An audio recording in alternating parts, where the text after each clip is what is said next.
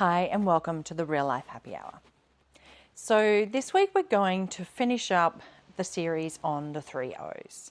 So if you remember, we've talked about being outside, being offline, and now we're going to talk about the third O, which is with others. Now, what we're talking about here is about how important it is for humans to be connected and to belong. Now, what they've found in long-term research studies is that people who have and who report the quality of their relationships as being really good, they live longer, they're healthier, they're happier, they're even cognitively better. And people who report excessive loneliness or really poor quality relationships tend to be more unhealthy. They don't live as long. They're more at risk of neurodegenerative decline and cognitive issues, and it's just and mental health issues as well. So it's really important for us to be connected and to be in good relationship with others. And that's a really important point, the quality of the relationships.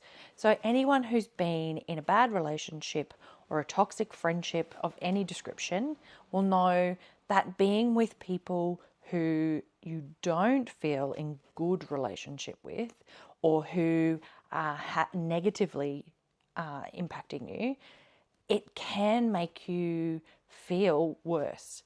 So, you can almost feel the energy being sucked from you through these relationships.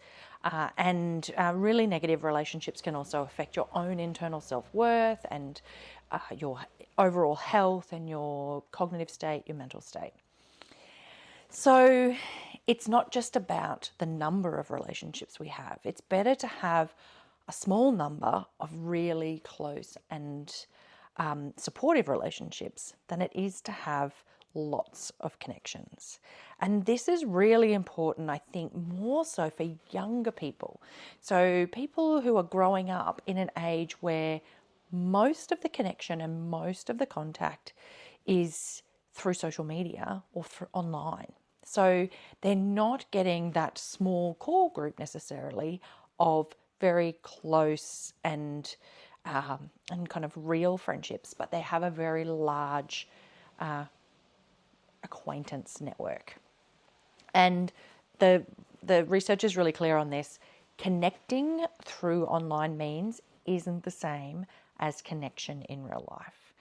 So that's a really important thing to be thinking about. How can I connect and connect deeply with other people? And if you read the article, there's some links there to, there's sort of two things you can do if you're finding that you don't have this level of connection. One is to build and take the time to build on the networks you already have. And then the other is to go and make new friends, essentially, make new connections. And this can be really challenging as an adult. Like as a child, you remember, it was really easy. You'd meet someone and then 5 minutes later you would be friends. But as adults, that's a lot more complicated.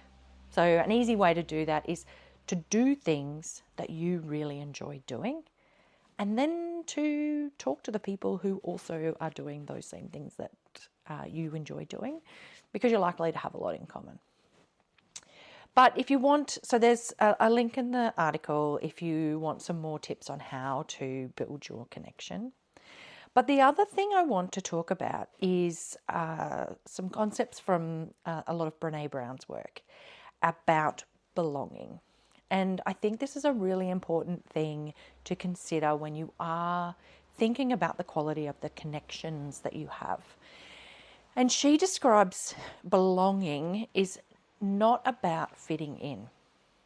So if in order to belong to a group or, to feel connected, you are behaving in a way or acting in a way that isn't your true authentic self, then that's not true belonging.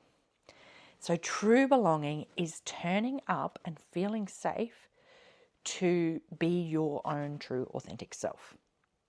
And so I know for me, I've got, there are some people where you can just go and be who you are. You don't have to filter anything. You don't have to pretend things are any way other than what they are. And that's really, really valuable, true connection. But it starts with us. And as Brene says, you need to accept yourself. Self-acceptance is the first step to belonging. So if you don't, you will only ever belong as much as you can accept yourself. So that's probably a great place. If you find that you don't feel like you belong, or that you're you're playing a role in order to fit in, then the work is internal. So you want to start with accepting yourself. And whether that's through working with a counselor or a therapist to work out what it is that makes you not feel like you can accept yourself. Or you can also do it through kind of internal reflective practices, journaling, meditation, those sorts of things as well.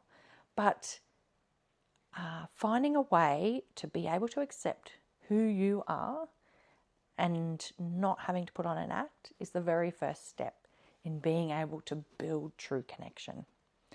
So I hope that's given you something to think about for this next week. You might want to just spend some quiet time over the next week, just writing down what connection means to you and what self-acceptance means to you.